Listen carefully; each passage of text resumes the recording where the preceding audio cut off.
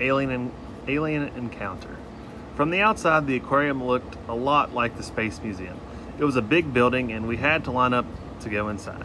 "Hey, Sam Wooser," someone farther back said with a snort. "Do you have a stupid outfit for the aquarium too?"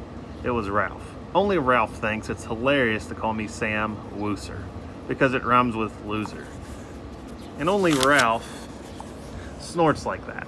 I took a deep breath and tried to remember what my dad said to do about Ralph. His advice was ignoring Ralph is not that easy.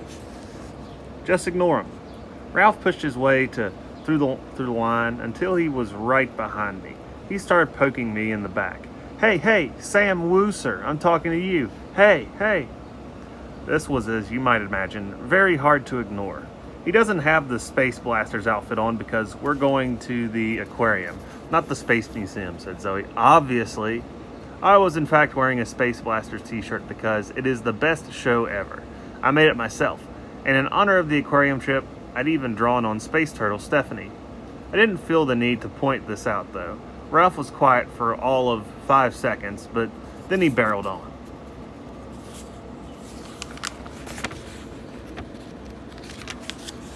Hey, Sam, I heard there is a submarine simulator in there.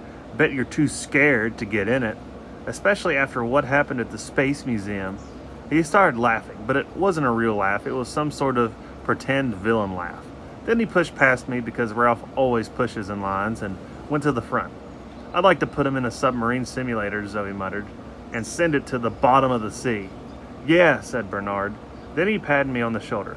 "Don't listen to him, Sam. Everyone has forgotten about—" "Don't say it," I said. "We don't talk about it." "Remember?" "Sorry," said Bernard. Then he coughed. "But, you aren't going to get into the submarine simulator, are you?" Bernard might have a point," said Zoe, tugging on her ponytail. "I wasn't planning to," I said, "but please, can we stop talking about it?" They nodded. Spaceman Jack, my favorite character on Space Blasters, never has to deal with this kind of thing. He never does anything embarrassing, but if he did, his friends would definitely never bring it up. "Come along, you three. Hurry up." It was our teacher, Miss Winkleworth. "We have lots to see, and we don't want to be late for the feeding of the shark tank." "The feeding? At the what? What kind of feeding? Who is feeding? Who? What?" Before I had a chance to think about all the ways a live shark feeding was more than a little dangerous, we were shuffled in the aquarium. It was nothing like the fish tanks in Chinatown. "See, Sam, how cool is this?" Bernard waved his arms around. I tried to look at everything all at once, but it was impossible. It was as if we were underwater, but somehow breathing air. It was like being on a spaceship in water, dark and filled with aliens. Luckily, I have lots of experience with aliens from watching Space Blasters, so I was totally fine. But otherwise, I might have been a tiny bit afraid. "That thing isn't a fish," I spluttered, pointing at the huge purple blob that was somehow floating above my head. I could hear Captain Jane, she's the captain of Tubbs, the universe's best spacecraft, in my head telling me to take a deep breath and stay calm. "What is that?" "It's a jellyfish," said Zoe. Her eyes were huge. "Like the poisonous kind?" I asked in a very calm but also very loud way. "Yep, that's right," said a friendly voice from above me.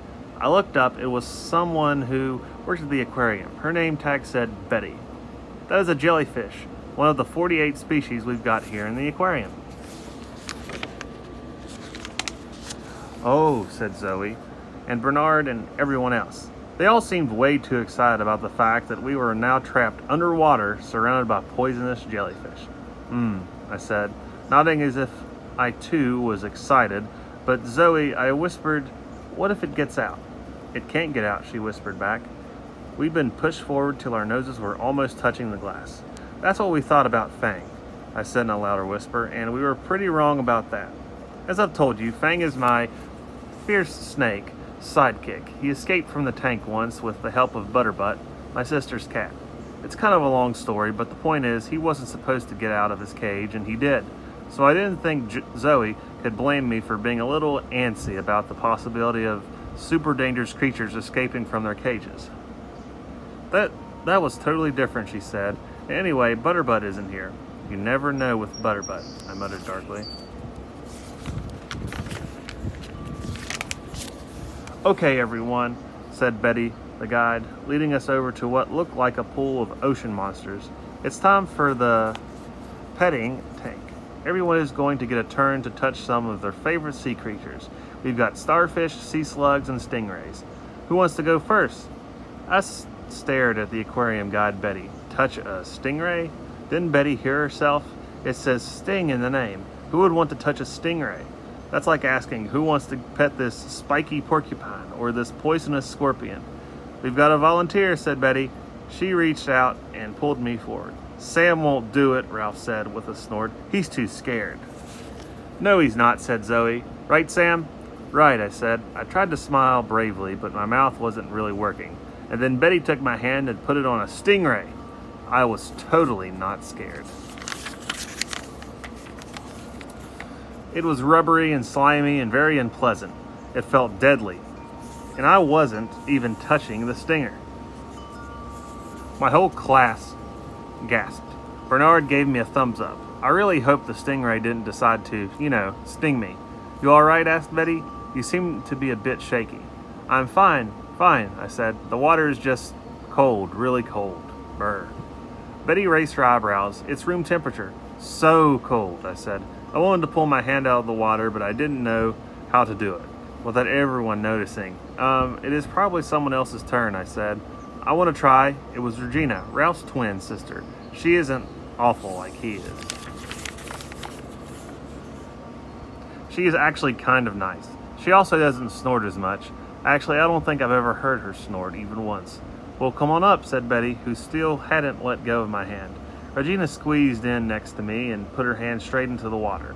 This is so cool, she said, grinning at me. Oh yeah, I said casually. Super cool. Then Betty let go of my hand and I whipped it out of the water so fast that I splashed Regina.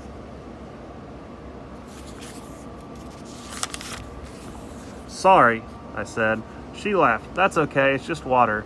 Just stingray-infested water, I thought, but I just nodded as if I wasn't at all worried about the contents of the water. I turned around and gave Zoe and Bernard a big grin. No more scaredy-cat Sam here. Spaceman Jack and Captain Jane would have been proud.